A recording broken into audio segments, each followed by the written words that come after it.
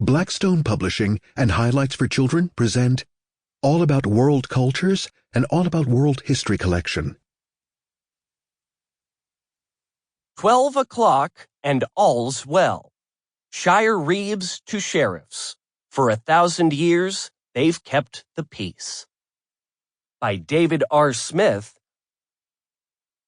When was the last time you spotted a police officer? If you are like most people, you see one often. But that wasn't always true. Once, there were none. Our idea of what a police officer should do came from England, because that is where many early settlers came from. In England, about 1,000 years ago, one of the early kings put families together in groups of 10 to help each other watch for criminals. Later kings had a reeve, an officer, to keep the peace throughout a shire, a district like our modern county. This man was the shire reeve, whose name comes down to us today as sheriff. To catch the criminals, the shire reeve would call out to people to help him.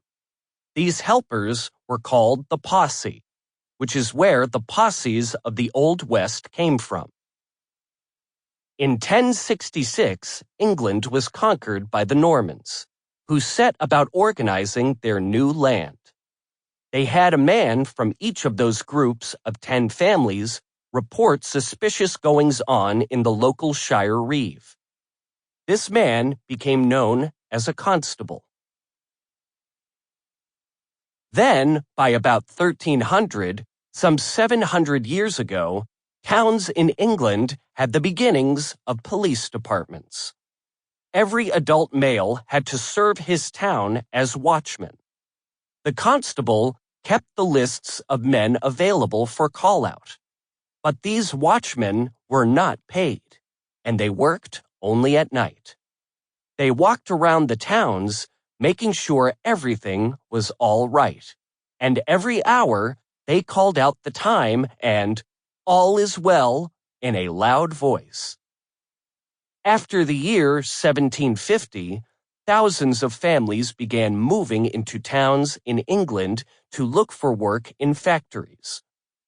The night watchmen could no longer keep up with the criminals, so day police were also hired. But the night watchmen worked for different people than the day police officers, and there was no regular chief of police. Sample complete. Ready to continue?